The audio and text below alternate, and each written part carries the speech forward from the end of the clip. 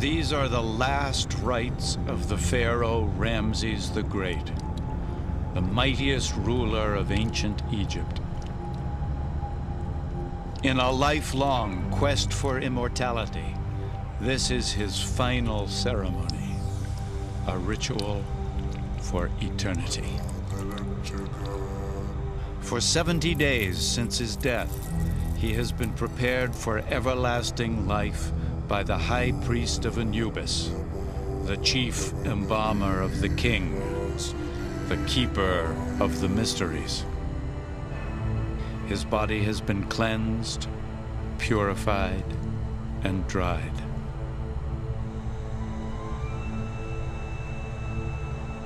Sacred charms, sealed by honey and molten resin, will protect him on his journey into the next life.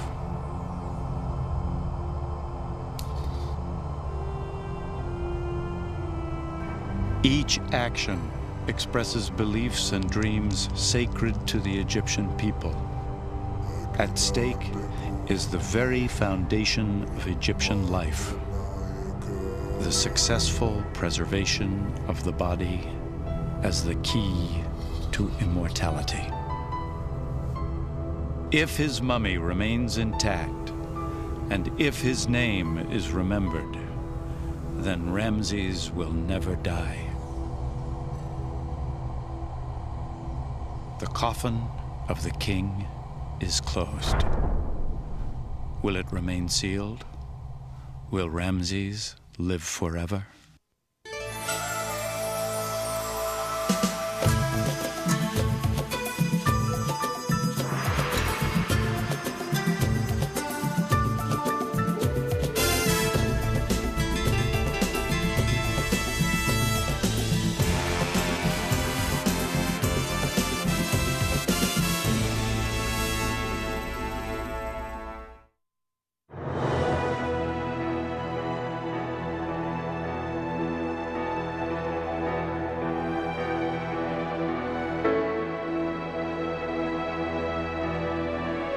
Ancient Egyptian civilization lasted more than 3,500 years. One of the most enduring cultures of all time. Yet its people wanted more. They wished to live forever.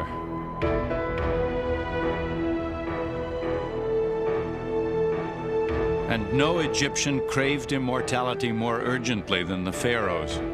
Their remarkable temples and monuments were created to protect the king and his life after death. Yet in all the land of ancient Egypt, from the Mediterranean to Nubia in the south, only one king's mummy lay undisturbed into the modern day. Here, far to the south of the pyramids, in the Valley of the Kings, the discovery of that tomb would stun the world.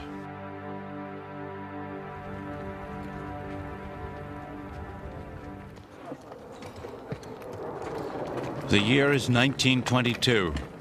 Archaeology has arrived in Egypt like an invading army. Hordes of Europeans comb the desert for the most coveted prize of all, an unopened royal tomb.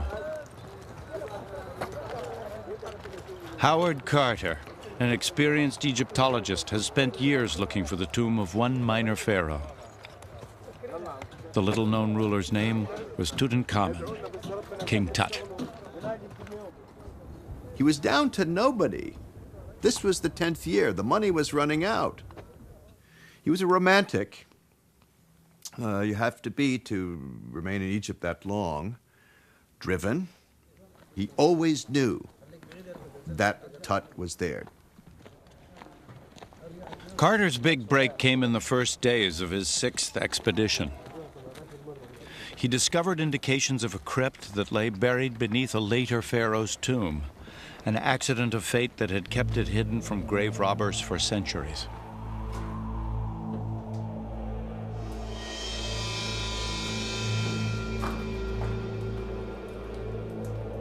After so many years in the desert, all that stood between Carter and what could be the discovery of a lifetime was a wall sealed with plaster more than 3 millennia ago.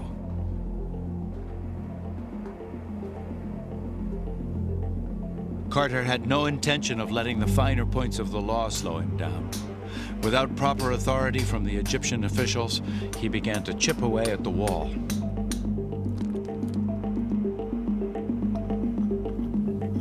They didn't tell us so, you know.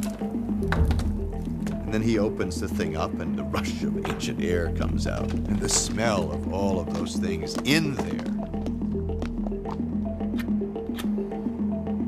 There cannot be imagined a more dramatic moment in the history of archaeology. You can imagine the feeling.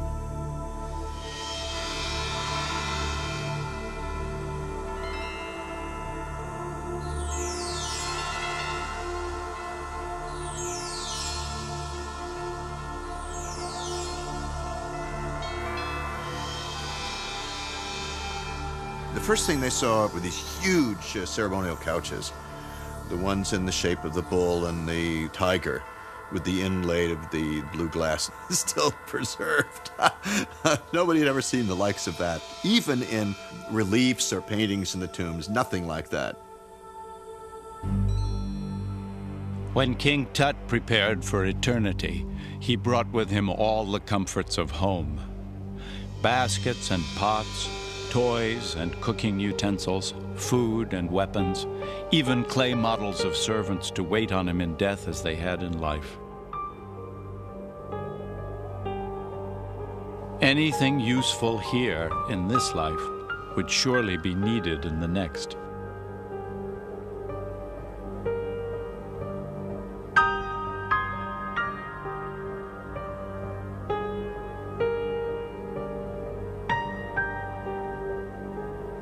But about the king himself, very little is known. Only that he was 18 or 19 when he died, and that he had a young wife. Even the mummies of 2 babies, also found in the crypt, remain orphans of the mysteries surrounding the young pharaoh's life. But one thing was clear. Tut's tomb was designed as a gateway to eternity, a storehouse of sacred and magical items for his journey into the afterlife. You have weapons that nobody ever knew existed. You have fine bows. You have a piece of steel on his heart, the most precious place, in the deepest level of King Tut. They found a piece of steel, a little tiny miniature knife in steel, which was considered to be more valuable than all the gold that they found.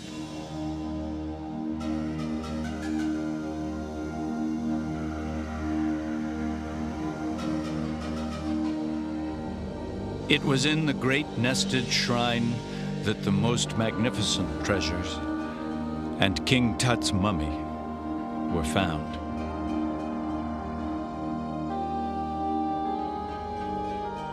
The innermost of 4 ornate coffins was solid gold.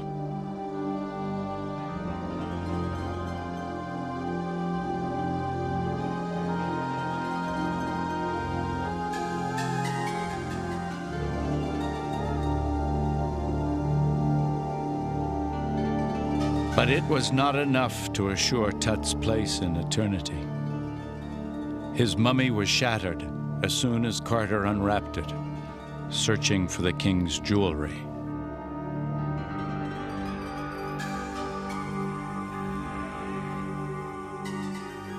Sadly, King Tut would be remembered not as a pharaoh, not even as a man, but as a treasure.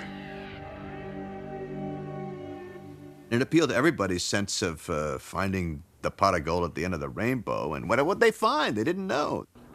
And it became a wild press event, probably one of the first true pop media events of the 20th century. Dateline, Egypt. In the shadows of the silent Sphinx and the gigantic pyramids that stood as lonely sentinels over the vast stretch of burning sand, an English archaeological expedition headed by a man named Howard Carter sought to uncover the tomb of an ancient Egyptian pharaoh. It was one hell of a news story. I mean, this was top stuff. No treasure, before or since, compares with what Carter had found. Again, we get back to this sense that this was for human beings, and they had used it. The little tiny toys in this tomb have marks of Tut as a kid having bounced them around. The weapons had been used. Some of the arrows had been, slightly dented. He was out there practicing. That, I think, is the gripping humanity of it.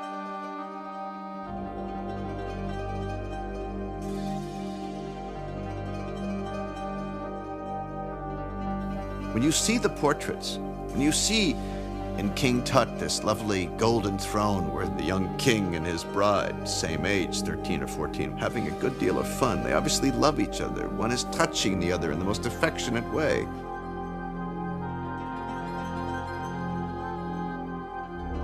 In life, King Tut ruled all of Egypt. In death, he aspired to an eternal life as lavish as the royal court he left behind.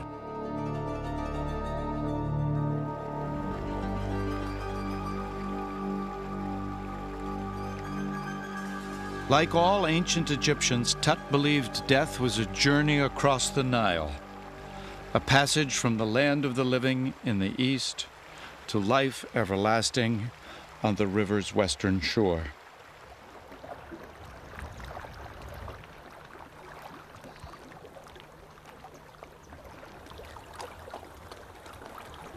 The Nile. It was the soul of Egypt, the sacred link between the land of the living and the land of the dead.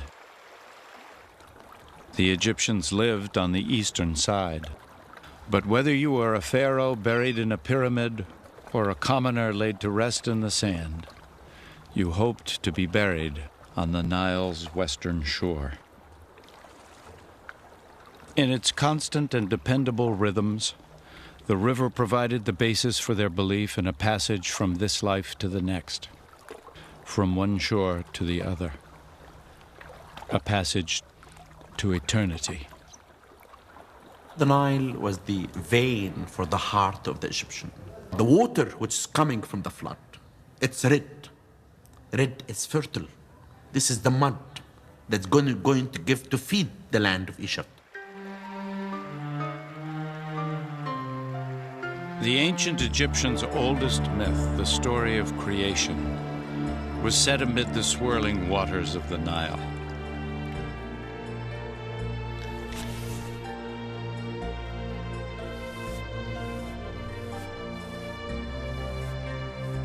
In the beginning, it is the great god Horus, the falcon god, that brings power to the pharaohs. Horus is the god of the skies, but he invests the pharaohs with dominion over the land and the people. On temple walls, the faithful commemorate the power of the Nile, the source of all life and the path to immortality.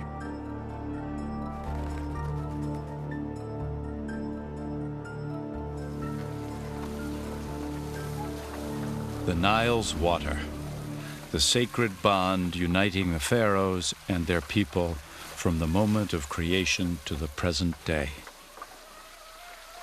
If you go to any village in Upper and Modern Egypt, you will find there is big similarities between ancient and modern.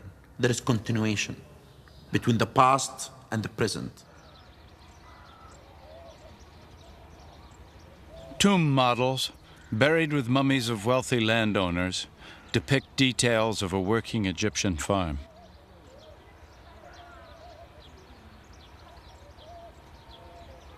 It is a rare glimpse into the texture of life 4,000 years ago.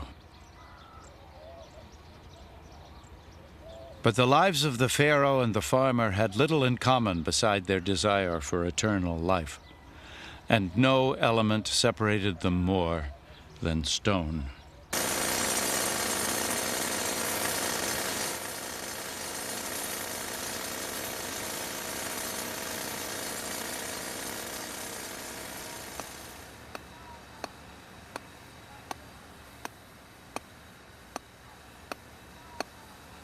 For stone was the embodiment of every pharaoh's power and his greatest weapon against time.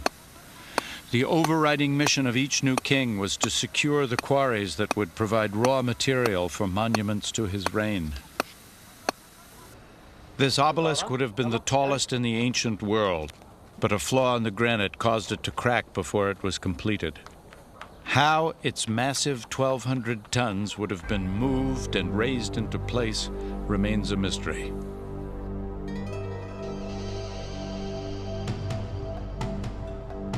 In ancient Egypt, stone was the medium of immortality. It was stone that assured the king's name would be remembered, his immortality guaranteed. And one pharaoh surpassed all others in his efforts to be remembered. His name is Ramses the Great.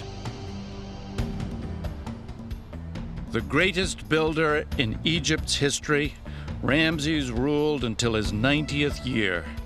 His harem overflowed with queens, lesser wives, and concubines, and included 3 daughters and a sister. He was father to more than 90 children. But his greatest legacy was left in stone. As a great general motivates his troops for battle, Ramses' most inspirational words were for his builders. O my chosen workmen, valiant men of proven skill, craftsmen in valuable stone, I am your constant provider. The granaries groan with grain for you. None of you need pass the night in hunger. But even Ramses' stone monuments would lose the battle against his ultimate enemy, time. Across the river from Luxor, in the temple built to preserve his memory, Ramses' fallen statue lies broken, his features worn away. His head resting at the feet of god figures whose powers could not protect the legacy of Egypt's mightiest king. The temple where the name Ramses would be kept alive forever now stands empty.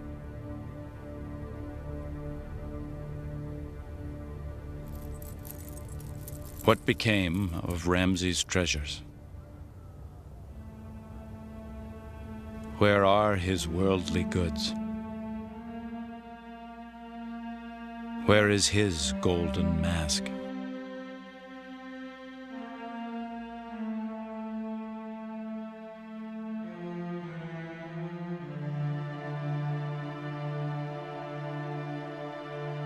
Only this survives.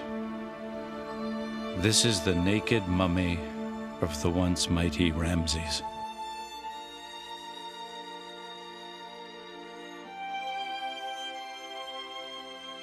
His body bears witness to a fate Egypt's mightiest ruler could never have foretold.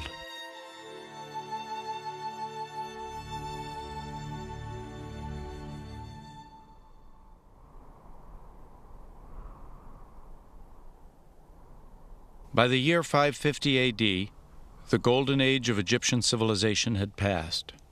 A waning Roman Empire now ruled Egypt. With the Romans came Christianity. The ancient faith in reincarnation and immortality was banned. Still, one last bastion of Egypt's ancient knowledge and beliefs remained. This secluded shrine named the Temple of Philae.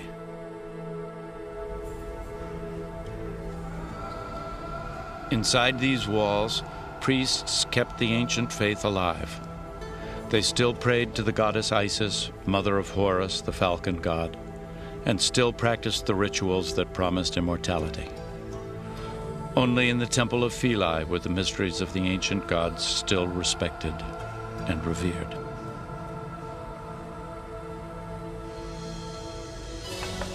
And only these holy men could still read the ancient writing, the hieroglyphs carved upon the walls.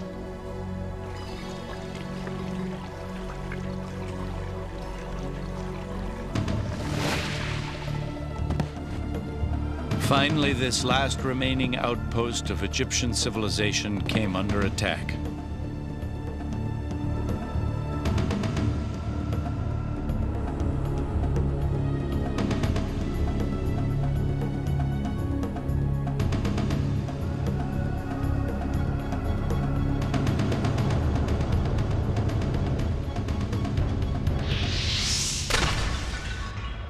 mob of Christian zealots, outraged at the continuing worship of pagan gods, assaulted the priests, breaking the last living link to the pharaohs.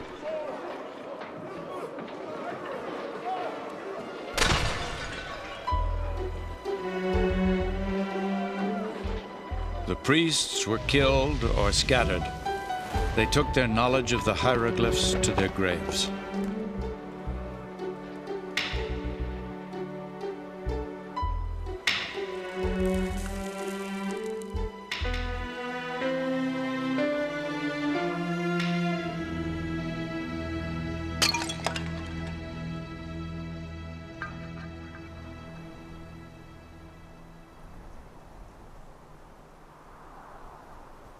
Egypt's dreams had been destroyed. The divine secrets of sleeping pharaohs, their sacred quest for immortality, all lost, perhaps forever, beneath the drifting sands.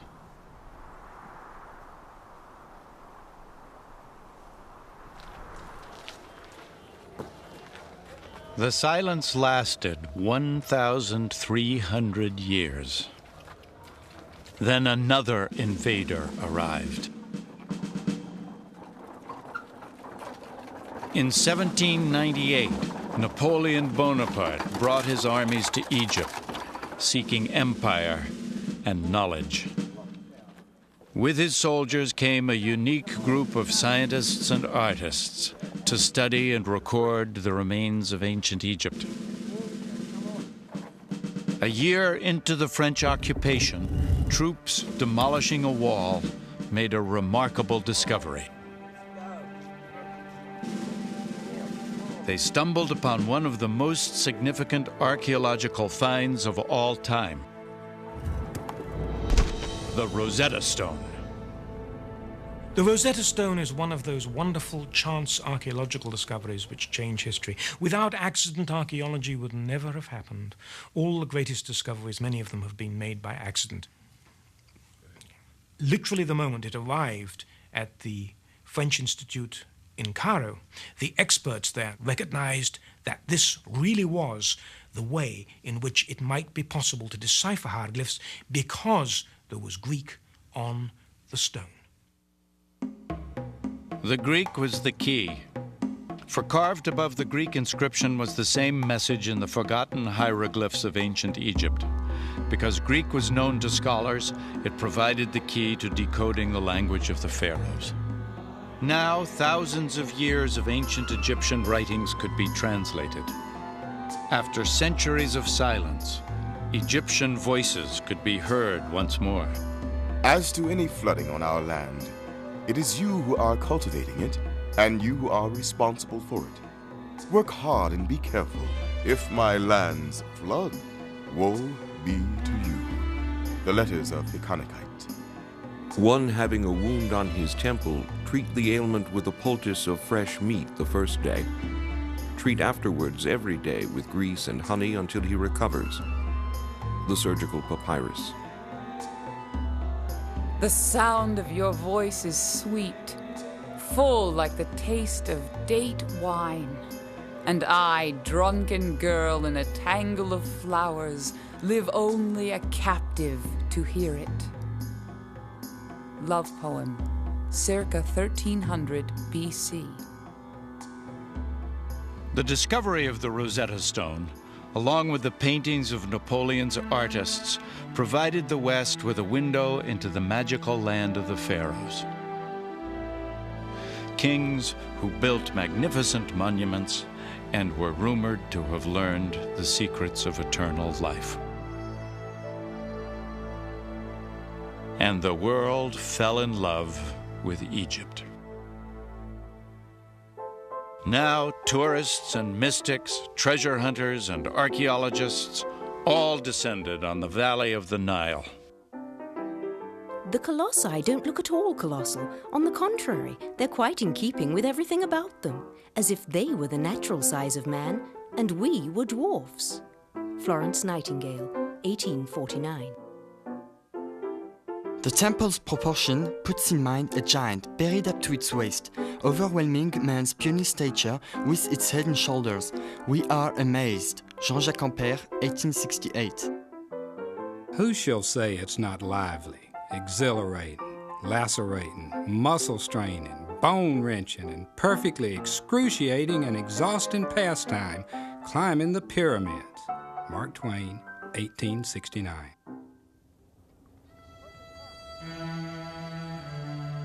But of all Egypt's wonders, one captured the world's imagination like nothing else in human history. In the desert of the Giza Plateau, stoically surviving the swirling winds and grinding sands of nearly 5,000 years, they defined this society that dreamed of immortality. For the pyramids seemed to have defeated time itself. The world's most recognized symbol of the glory that was ancient Egypt, built as tombs, later gutted, robbed, battered by the centuries, and still they endure. There are more than 2.3 million blocks of limestone in the Great Pyramid of Cheops, each stone weighing from 2 to 15 tons.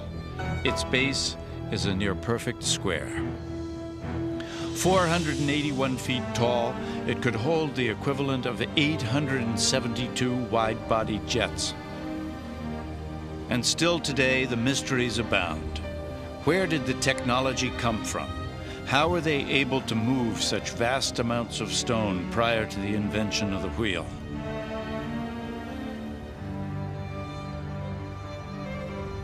Perhaps most intriguing of all, who could have imagined all this possible?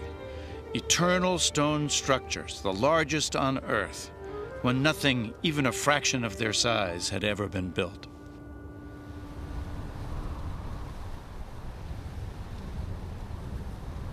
The answer lies 9 miles south, among the old kingdom tombs of Saqqara and the step pyramid of King Djoser, the very first stone building in all the world.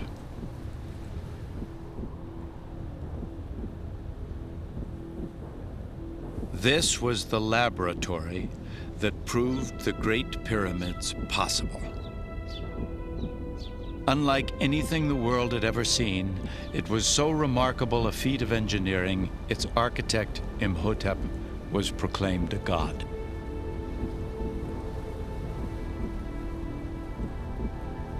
Originally designing a simple, low-slung tomb called a mastaba, Imhotep wasn't satisfied.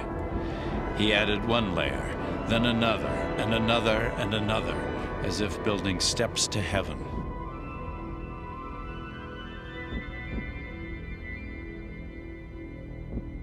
He also tunneled deep into the earth, creating a labyrinth of chambers, galleries, and corridors designed to keep the king's true burial site secret and protect the royal mummy from grave robbers. Down dark, twisting passageways, at every turn, in every detail, what Imhotep accomplished seems overwhelming still. There is no scientific explanation given to the public to tell them how the pyramids was built. They never left a papyrus roll or a description in a stone to say how they did it. Today it takes a 350 horsepower diesel engine and hydraulic lifter to pick up this 7-ton granite slab. Many of the building blocks in the Great Pyramid weighed more than twice as much. Although no description or narrative account has ever been found telling how these massive stone monuments were created, this tomb drawing contains tantalizing clues. It shows the 160 workers needed to move a single statue. How many more must it have taken to build a pyramid? Many believe the stones were moved on enormous wood sleds along mud-slicked paths. Others think rolling logs were used, or even canals built from the Nile, and the stones floated in on barges. Ramps most likely raised the stones into place.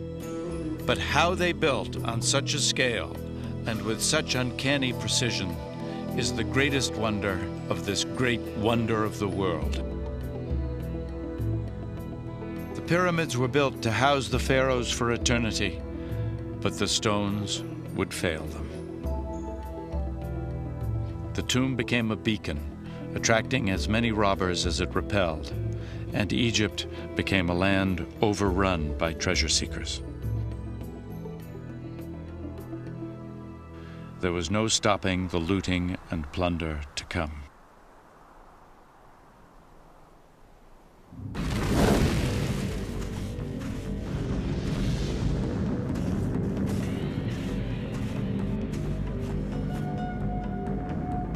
A pharaoh's tomb was designed to protect his treasure and provide his mummy safe passage through eternity.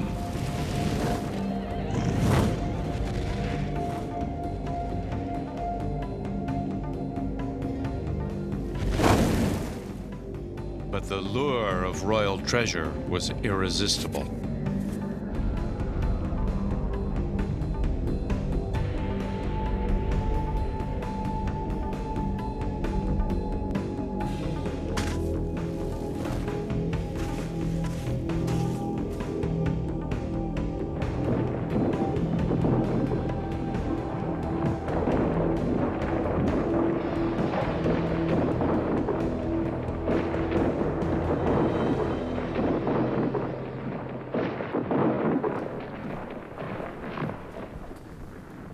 Despite the royal architect's best efforts, the tombs were violated.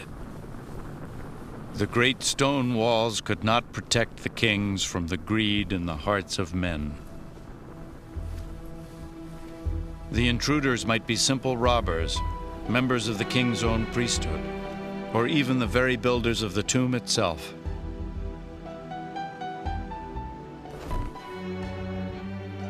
Actual trial transcripts found on an ancient papyrus reveal their greed.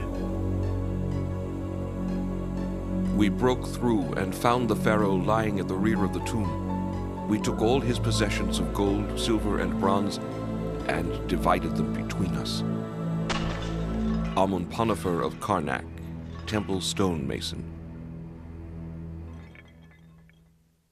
And the plunder continued down through the centuries. In the unbridled looting of the 1800s, nothing was sacred. A giant head of Ramses was dragged from the desert and brought to the British Museum. I found it near the remains of its body and chair, apparently smiling at me at the thought of being taken to England. Gianni Belzoni, 1880. Even a man of science, the French archaeologist Auguste Mariette, left a trail of destruction in his wake. A brilliant scholar, Mariette discovered the long-lost tomb of a cult that worshipped sacred animals 3,000 years ago.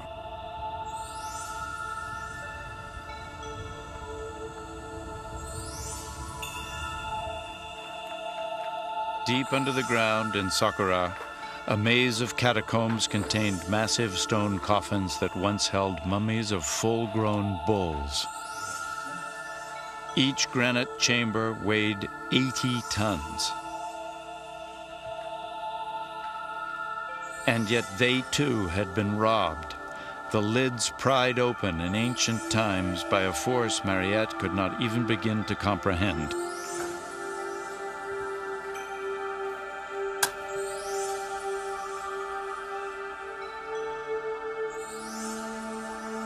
Only one sarcophagus remained unopened, but Mariette and his men came well armed.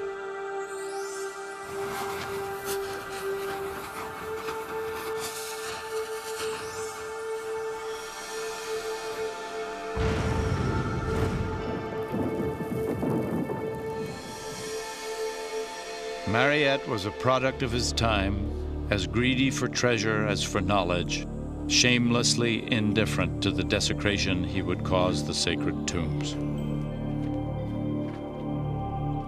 In the raw pillaging days, it was just, hey, let's get the biggest kind of stuff we can, and they blasted it with dynamite to get it out, and they dropped it in the Nile by mistake when the winches didn't work, and all sorts of chaos. They would take dynamite, they'd set it at the edge of the pyramid, wham, just let it go to see, you know, is there a hole in there, is there next to a burial chamber, and so on.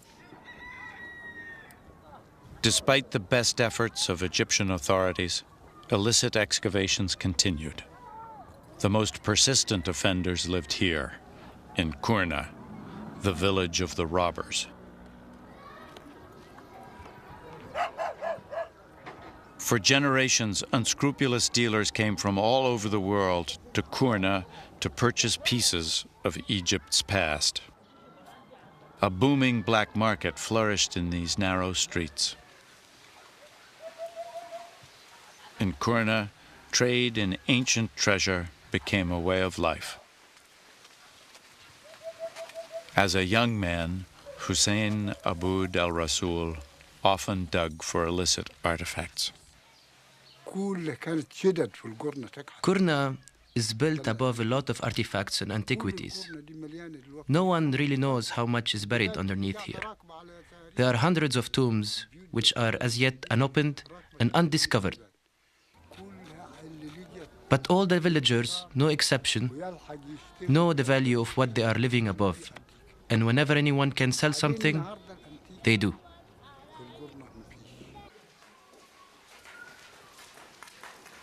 The town is located on an ancient burial ground.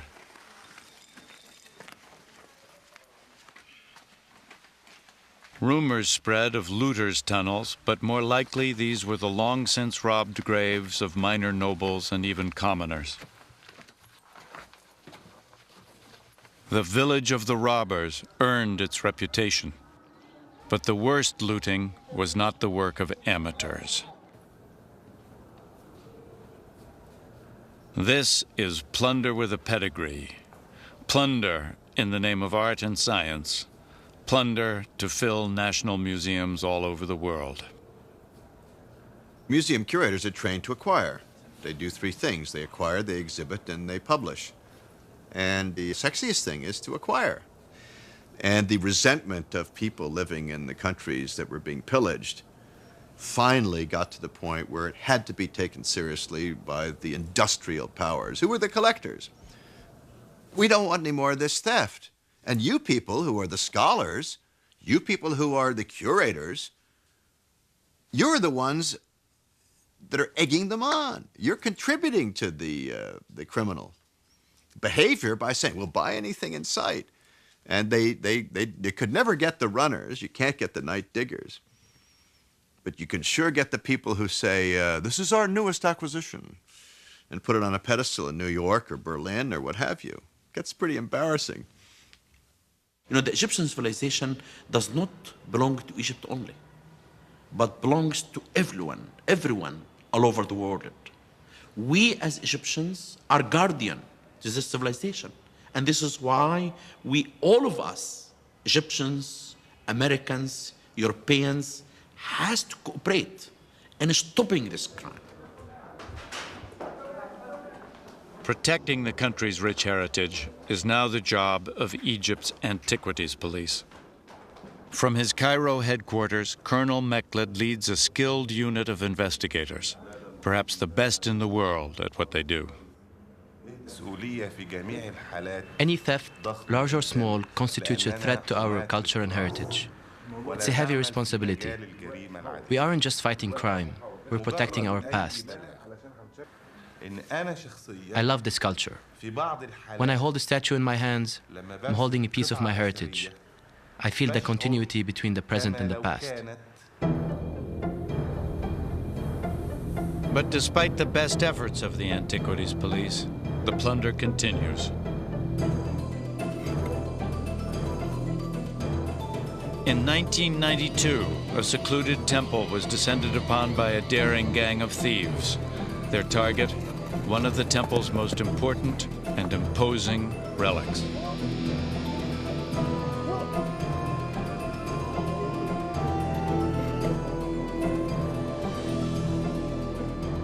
we got a report on the theft of the head of a huge statue from an area about 100 miles west of Aswan, almost in the middle of the desert and very difficult to reach. This was a hugely important piece because it was a statue of Ramses the Great. In cases like this, everybody in the department, regardless of rank, pulls together to solve the theft and retrieve the stolen artifacts. Colonel Mekdad's team eventually captured the thieves and recovered the stolen head.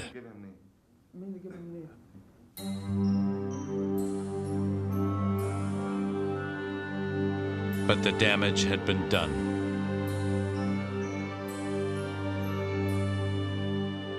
Yet it was not stone, but flesh and blood, the mummies of ancient Egypt's greatest rulers, who would suffer the worst desecration of all.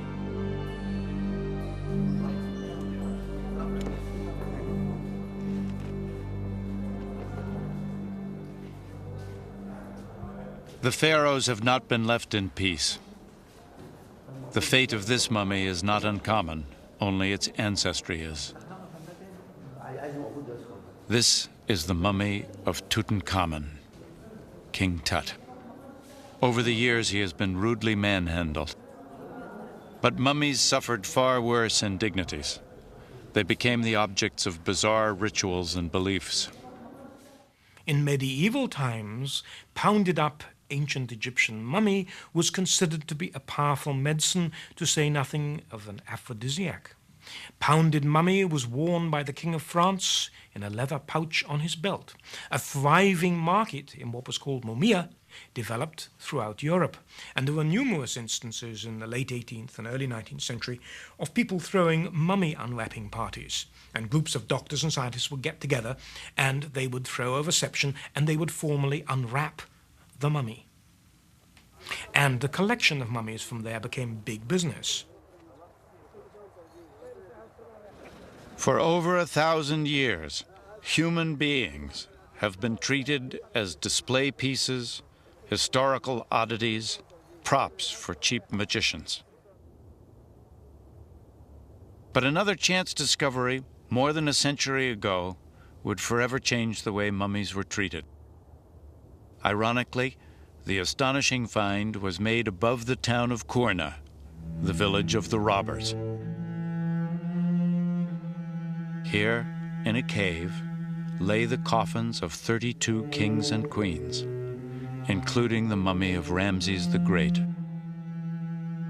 3,000 years ago, their royal priests carefully identified each ruler and hid their remains in this secret burial chamber.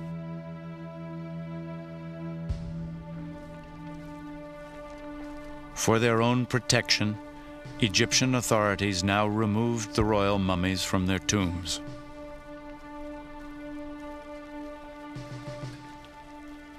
And this collection of ancient rulers formed a funeral procession unique in human history.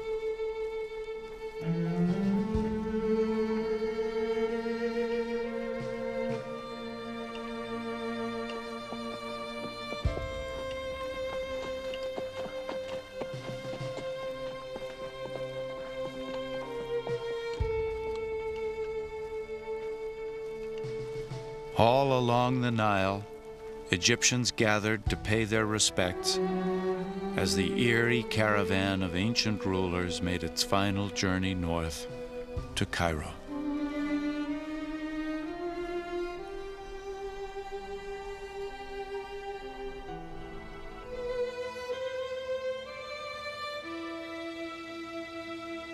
Today, a century later, Ramses and all the royal mummies lie in an upper gallery of the Cairo Museum.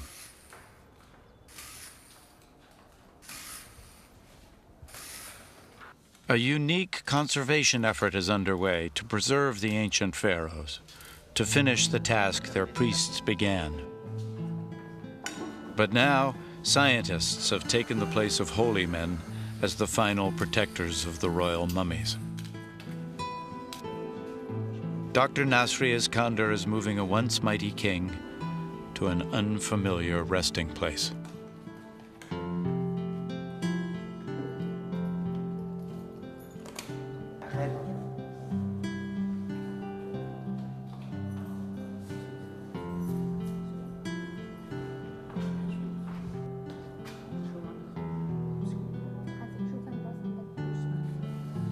Steel and glass have replaced the stone and jewels of his original tomb. The casing will be filled with an inert gas to reduce further damage to the mummies.